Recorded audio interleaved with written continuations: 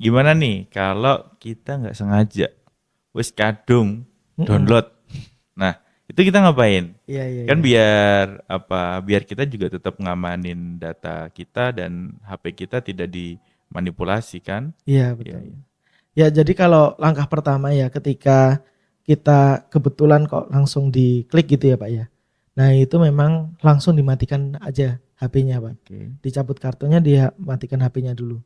Kemudian setelah itu ditunggu aja beberapa jam misal gitu ya, beberapa jam. Kemudian kita baru masuk lagi.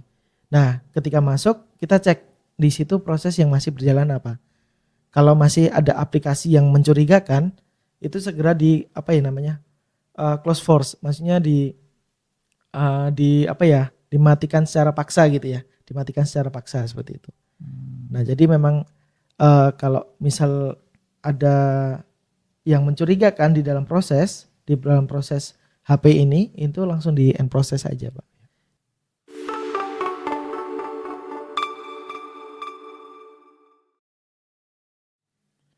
Halo, selamat pagi. Masih bersama saya Wahyu Nugroho, Lurah Kalurahan Samirejo. Bersama saya di Detak Desa, serba-serbi tentang desa. Pada episode pagi ini kita akan mendiskusikan tentang cyber security. Nah, bersama tamu kebanggaan kita bersama, Bapak Dekan Fakultas Sains dan Teknologi dan Kesehatan, Pak Pangga. Selamat pagi, Pak Pangga. Baik, selamat pagi Pak Wahyu. Selamat datang di podcast Detak Desa. Mungkin kenalan dulu, Pak Pangga. Kelihatannya masih muda banget ya. Iya. Baik, sebelumnya perkenalkan, nama saya Pangga Widiandana. Saya dari Universitas Islam Mulia Yogyakarta, khususnya di Fakultas Sains Teknologi dan Kesehatan. Ya, jadi saya membawahi 4 prodi gitu ya.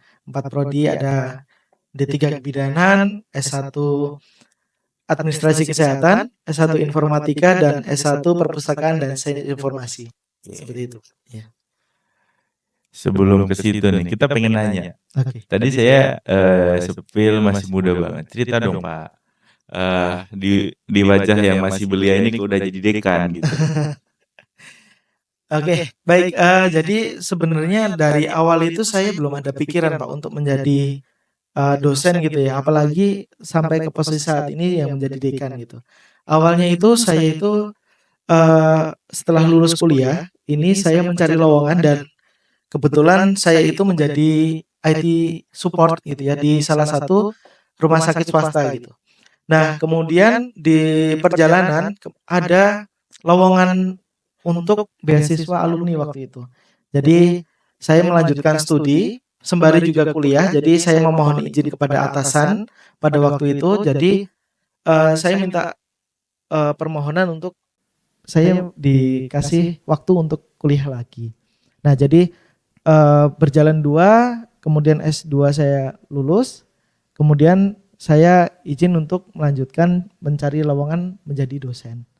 Nah, kenapa kok tiba-tiba, kenapa nggak IT support aja, kenapa kok menjadi dosen? Jadi awalnya itu saya mencari bakat saya atau passion saya ini di mana Pak. Jadi yang awalnya saya benerin kabel gitu ya, benerin kabel, benerin printer.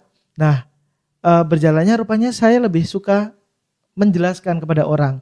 Ketika orang itu paham, saya senang. Nah, rupanya saya tuh ada bibit-bibit untuk mengajar gitu. Nah, saya berlanjut untuk mendaftar menjadi dosen seperti itu. Nah, kemudian waktu di awal masuk di perguruan tinggi, kebetulan saya malah karena mungkin ini ya Pak ya, karena dikira mumpuni untuk memimpin sebuah grup. Nah, saya menjadi kaprodi di awal itu, Pak. Nah, kemudian berjalannya waktu sampai saat ini saya menjadi dekan, seperti itu, Pak. Boleh di-spill nggak ke Sobat Detak Desa? Usianya berapa sih Pak Dekan? Waduh, kalau ngomongin umur ini agak sensitif ini ya. Tapi Karena nggak apa. kelihatannya masih muda banget. Jadi kayak saya aja minder Pak Dekan. Di usia saya masih jadi lurah dan Pak siapa namanya? Pak Pangga udah jadi dekan ini. Ya, jadi memang umur saya dikira paling muda ya di antara teman-teman itu ya. Ini muda kok malah nyuruh-nyuruh, ini bahaya ini gitu ya. Nah, jadi umur saya ini masih depannya 2 Pak. Tapi 2 akhir gitu ya. Jadi 29 Pak. Tepuk tangan dulu buat Pak Bangga. Ya, terima kasih, terima kasih. Ya. Ya, oke. Dekan di Fakultas Sains, Teknologi dan Kesehatan ya. Jadi sangat Sangat general. Jadi dari sains, teknologi dihubungkan dengan ilmu kesehatan. Dia kan dekan Fakultas Sains dan Teknologi begitu. Iya. Kalau di Universitas Islam Mulia kan jadi tambah kesehatan. Ceritain dulu Pak, kenapa di UIM itu Fakultas Sains, Teknologi dan Kesehatan menjadi satu? Biasanya kan mereka kesehatan sendiri itu udah ada jurusan beda-beda ya? Iya, betul. Ya, jadi sebenarnya ketika kami mendiskusikan nama fakultas itu, memang kita coba plotting dulu nih arah jurusan atau program studi itu mau arahnya kemana. Nah, rupanya dari berbagai macam di 4 program studi ini rupanya saling terkait Pak. Jadi apalagi di dunia kesehatan ini banyak dari stakeholder ya. Jadi dari pihak luar itu memberikan saran kalau bisa tenaga kesehatan itu dibekali dengan ilmu-ilmu keteknologian. Soalnya mereka mungkin dalam bidangnya kuat gitu ya. Tapi ketika memegang komputer ini masih awam Pak gitu. Jadi memang diperlukan untuk kolaborasi antara informatika dengan kesehatan ini. Nah, perpustakaan dan sains informasi itu di mana gitu ya. Nah, sebenarnya program studi ini juga nggak cuman fokus di perpustakaan Pak, tetapi lebih difokuskan di bagian gimana cara mengolah datanya sehingga menjadi sebuah informasi yang valid gitu. Jadi sehingga saling terkait ini nanti. Jadi dari perpustakaan akan memberikan data dari kesehatan yang valid itu tadi, kemudian diolah oleh program studi informatika gitu. Jadi memang saling terkait keempat ini gitu Pak. Saya tertarik dengan kata perpustakaan. Kok perpustakaan Pak? Iya, nah kebetulan memang kemarin itu di perpustakaan ini ada kebijakan pemerintah gitu ya, yang mewajibkan bahwa setiap instansi itu harus punya pustakawan Pak. Nah ini membuka peluang buat kita untuk membuka program studi tersebut Pak. Nah jadi tapi nggak cuman menjadi perpustakaan Pak, makanya ada embel-embel di belakangnya sains dan informasi. Jadi harapannya semua yang berkaitan dengan klasifikasi dan segala macam itu bisa terakomodasi oleh program studi ini. Jadi misal jadi publisher juga bisa, kemudian jadi pustakawan itu sendiri juga bisa, kemudian penerbit juga bisa Pak. Nah jadi dilatih seperti itu. Oke, lanjut nih Pak. Kayaknya kan di gelarnya Pak Pangga ini Eskom, Mkom, CSE ya. Iya. Nah, sesuai dengan tema kita nih, pagi hari ini kan ngomongin cyber security. Ini dong, jelasin dong apa tuh cyber security. Ya, jadi cyber security ini saat ini memang lagi gempar ya Pak ya. Karena cyber security ini di era saat ini itu memang udah eranya digital. Pembunuhan itu sudah jarang banget yang fisik Pak. Lebih banyak itu dia lewat bully, kemudian mentalnya terganggu gitu ya Pak ya. Kemudian mencari jalan pintas yang lain. Nah, tugasnya cyber security ini untuk apa? Untuk menangani hal-hal tersebut Pak. Jadi bully itu gimana caranya terminimalisir, kemudian bukti-bukti digital yang baik itu bentuknya hardware gitu ya maupun software itu bisa diamankan dan dicegah. Harapan dari cyber security itu untuk menekan kejahatan di dunia cyber Pak gitu.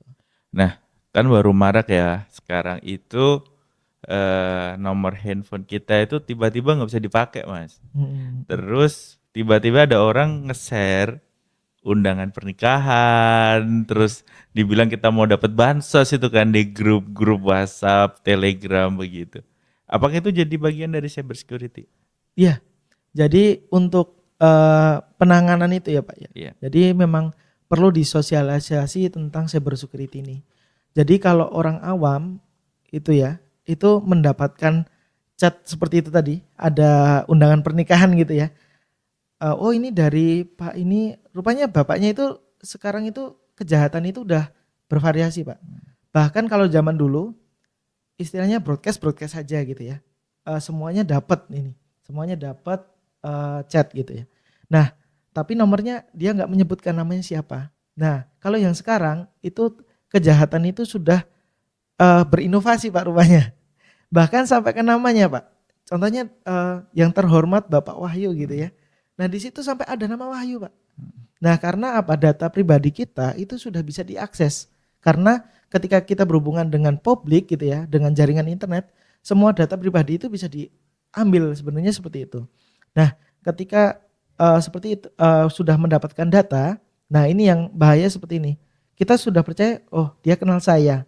Berarti ya otomatis saya buka aja gitu ya. Nah, ketika buka tanpa memikirkan apa itu ekstensinya atau maksudnya formatnya gitu ya Pak ya, itu langsung diklik aja. Padahal itu adalah sebuah aplikasi. Di mana aplikasi ini tuh sebenarnya membuat handphone kita itu nge-freeze Pak. Nge-freeze kemudian dia ngeklik sendiri. Nah ini yang bahaya seperti itu. Bahkan yang bahaya itu ada m-bankingnya sampai kebobolan Pak. Nah ini yang bahaya seperti itu. Ini kalau APK itu seperti itu. Kemudian ada yang bentuknya gambar Pak. Kalau di WA gitu ya Pak ya. Nah itu yang sering kita dapat itu ya gambar itu harusnya langsung otomatis ke download gitu Pak. Gitu. Kemudian di situ ada yang simbolnya itu kita harus download dulu Pak. Rupanya itu adalah ransomware Pak. Nah di mana di situ tuh menyimpan virus. Yang virus itu nanti mengkontaminasi data-data yang kita punya. Ya seperti itu Pak. Berarti ada ini sendiri ya, ada ciri khas kalau sebuah kiriman pesan itu merupakan ransomware ya Mas ya. Iya. Nah, gimana nih kalau kita nggak sengaja wis kadung download. Nah, itu kita ngapain? Iya. Kan biar kita juga tetap ngamanin data kita dan HP kita tidak dimanipulasi kan? Iya betul. Ya jadi kalau langkah pertama ya ketika kita kebetulan kok langsung diklik gitu ya Pak ya. Nah itu memang langsung dimatikan aja HP-nya Pak. Dicabut kartunya, dia matikan HP-nya dulu. Kemudian setelah itu ditunggu aja beberapa jam misal gitu ya, beberapa jam. Kemudian kita baru masuk lagi. Nah ketika masuk kita cek di situ proses yang masih berjalan apa. Kalau masih ada aplikasi yang mencurigakan, itu segera close force, maksudnya dimatikan secara paksa gitu ya, dimatikan secara paksa seperti itu. Nah jadi memang kalau misal ada yang mencurigakan di dalam proses HP ini, itu langsung di end proses aja Pak, gitu. Oke, ini kan kalau dia berkirim pesan. Terus kalau modelnya itu dia telepon. Kan beberapa kasus itu kita ditelepon kemudian diarahkan untuk mengirim OTP atau apapun itu gimana? Ya, jadi sebenarnya ketika ada handphone seperti ini Pak, ada telepon gitu, yang pertama kali kita harus validasi dulu Pak. Apakah benar itu tuh dari orang yang kita tahu, kita kenal. Jadi kalau misal dari orang yang tidak kita kenal, misal gitu ya, ada telepon nih misal gitu, ada telepon, Pak ini anaknya kecelakaan gitu. Ya. Ini biasanya kan kayak gitu Sering ya. kayak gitu. Seringnya kayak gitu. Nah teleponnya ini dia mengakunya dari kepolisian Pak. Iya. Nah tapi dia menanyakan nama anaknya siapa. Nah ini sebenarnya sebuah kecurigaan. Lah wong anaknya di situ kok nggak ditanya sekalian gitu. Harusnya kan udah tahu nama anaknya siapa dan mintanya dari situ. Nah kemudian harus ada validasi tadi. Jadi kita setelah dapat telepon kita bilang iya aja gitu ya, cukup. Kalau misalnya itu nggak bersangkutan dengan OTP dan segala macam ya, kita tutup. Kemudian kita coba chat ke anaknya yang bersangkutan misal gitu, atau ke orang yang bersangkutan. Nah kalau kode OTP ini siapapun tidak boleh mengakses Pak, kecuali orang yang bersangkutan memang. Karena ini kode OTP ini adalah sebuah autentifikasi untuk pengamanan data sebenarnya gitu. Jadi kalau misal kunci udah dikasih kunci nih biar aman, tapi kuncinya kok malah dikasih orang lain. Nah, ini bahaya. Jadi memang OTP ini tidak boleh dikasih ke semua orang kecuali orang yang bersangkutan. Seperti itu sih, Pak. Oke, terakhir nih tentang cyber security.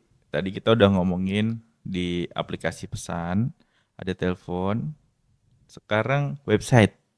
Ada juga tuh kan, Oh kadang iya. kita juga harus hati-hati nih kalau kita ngeklik atau buka link website apapun itu.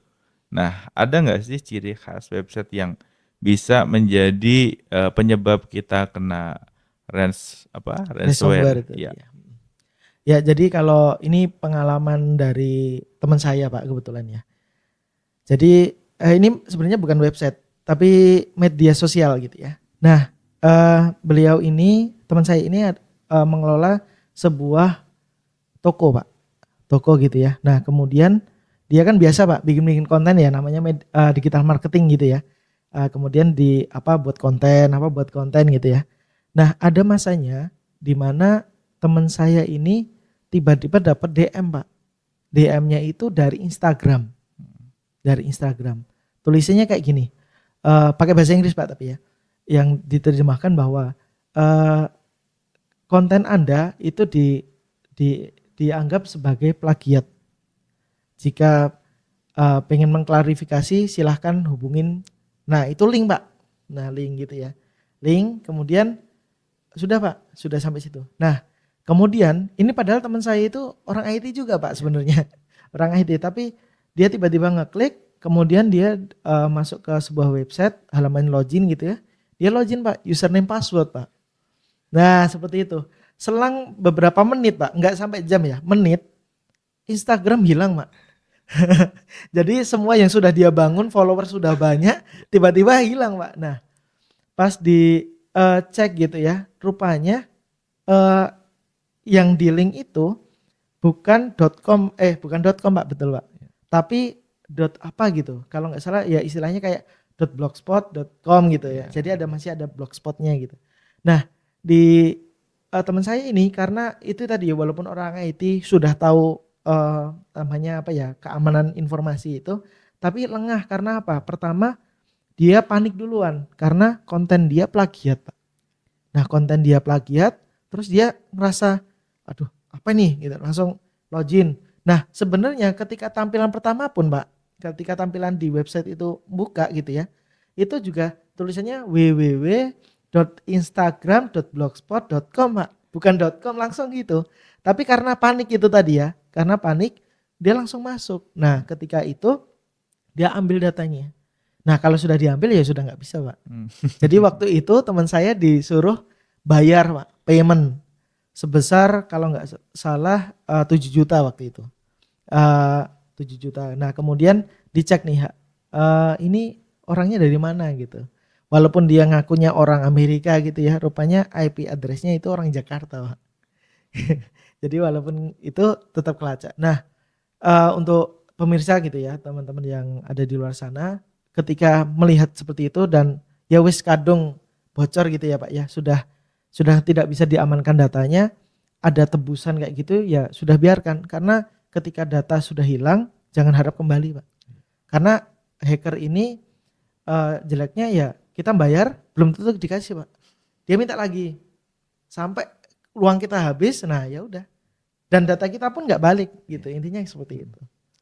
Iya, berarti memang keamanan data itu harus diawali dari ketika kita memutuskan untuk menyentuh smartphone kita ini harus Iya, lebih hati-hati. iya, iya. Dan sebenarnya ada kelihatan sudah ya, kalau website itu misalnya Instagram juga nggak mungkin langsung Instagram.com, mungkin Iya, ada blogspot atau mungkin di belakangnya ada yang kata-kata beda. yang lainnya juga. Kemudian kalau di aplikasi pesan juga pasti dia bukan filenya PDF atau JPG gitu-gitu ya. Iya, iya. Oke, mungkin last nih Pak Dekan. Saya tertarik sebenarnya dengan profilnya Pak Dekan yang masih di angka 2 tapi sudah jadi dekan. Ini masih menjadi mungkin cita-cita bagi kaum kaum Akademis. muda-muda begitu ya. Mungkin kami pengen lebih berkontribusi bagi pendidikan. Kasih pesan dong yang pertama bagi generasi muda kita biar semangat untuk belajar dan berkontribusi untuk pendidikannya lebih menyala begitu. Iya. Sama nanti kasih pesan juga bagi sobat detak desa biar lebih hati-hati pakai smartphone. Oke. Ya, yang pertama ya, Ya. berpesan kepada yang generasi muda terutama bahwa pendidikan ini memang penting. Mungkin tidak bisa kita rasakan saat ini gitu ya. Tiba-tiba ketika kita pintar kita otomatis dapat lowongan kerja yang bagus gitu. Tetapi pendidikan itu juga membuka wawasan kita untuk lebih luas. Oh, rupanya ada di luar sana itu ada pengetahuan yang rupanya kita belum ketahui. Jadi memang pendidikan ini membuka peluang untuk kita mendapatkan kerja. Tapi belum tentu belum tentu kita tuh sukses di situ gitu. Yeah. Tapi memang membuka peluang lebih besar daripada orang-orang yang tidak berpendidikan seperti itu. Jadi kita bisa survei gitu ya Pak ya. Berapa orang yang dia nggak sekolah gitu ya, nggak yang menempuh pendidikan, yang sukses itu berapa. Kemudian orang yang berpendidikan sukses itu berapa. Perbandingannya pasti lebih banyak yang berpendidikan. Nah karena berpendidikan ini membuka peluang tadi, agar kita bisa membuka wawasan, juga kita dapat membuka peluang kerja yang lebih banyak seperti itu. Nah kemudian pesan untuk ini ya, teman-teman menggunakan smartphone, apalagi generasi milenial ini yang sampai nggak bisa hidup kalau tanpa HP ya Pak ya. Kalau nggak ada dompet masih aman gitu ya, tapi kalau nggak ada HP ini malah ribut. Nah pesan saya yang penting bijak gitu ya, karena semua ketika kita menyentuh di dunia maya, otomatis kita akan mempublish semua informasi yang kita punya. Nah itu kira-kira kita harus bijak, mana yang diperbolehkan di share ke masyarakat banyak, mana yang tidak boleh di share, seperti itu sih Pak. Dan kemudian ketika ada informasi dari banyak ya, tadi contohnya ada telepon, ada DM juga yang membuat mental kita down gitu ya, mental kita down, kemudian kita gerusa-gerusu untuk ngeklik gitu ya. Nah itu saran saya dicoba diklarifikasi lagi, divalidasi apakah benar itu dari orang yang bersangkutan, apakah benar itu dari website yang yang perusahaan gitu ya, websitenya perusahaan Yang gitu. resmi ya. Yang resminya seperti itu sih Pak. Ya. Oke, terima kasih Pak Dekan atas kedatangannya. Luar biasa pesan-pesan yang beliau sampaikan dan advice, dan juga menjadi pengingat bahwa generasi muda ini masih bisa kok kita berdampak untuk menuju Indonesia Emas 2045. Tapi tentu saja kita sebagai generasi muda harus menyiapkan diri, yaitu dengan cara menempuh pendidikan-pendidikan sesuai dengan passion kita. Pendidikan itu akan memantaskan kita, akan seperti apa masa depan kita, dan akan menentukan bagaimana kita akan mencapai satu tujuan yang mungkin saat ini belum kita pikirkan. Gitu. Dan yang seterusnya, gunakan gadget kita dengan baik, gunakan smartphone ataupun perlengkapan lainnya dengan baik, sehingga kita terhindar dari hal-hal yang bersifat merugikan. Oke, terima kasih. Begitu episode Detak Desa pada siang hari ini. Terima kasih Pak Dekan. Semoga kita selalu diberikan kemudahan dalam karir dan pencapaian kita selanjutnya. Dan untuk Sobat Detak Desa, tetap pantau YouTube channel Humas Kalurahan Sambirejo, like, share, and comment. Dan juga jangan lupa selalu jaga kesehatan dan tetap semangat. Sampai ketemu lagi di episode selanjutnya.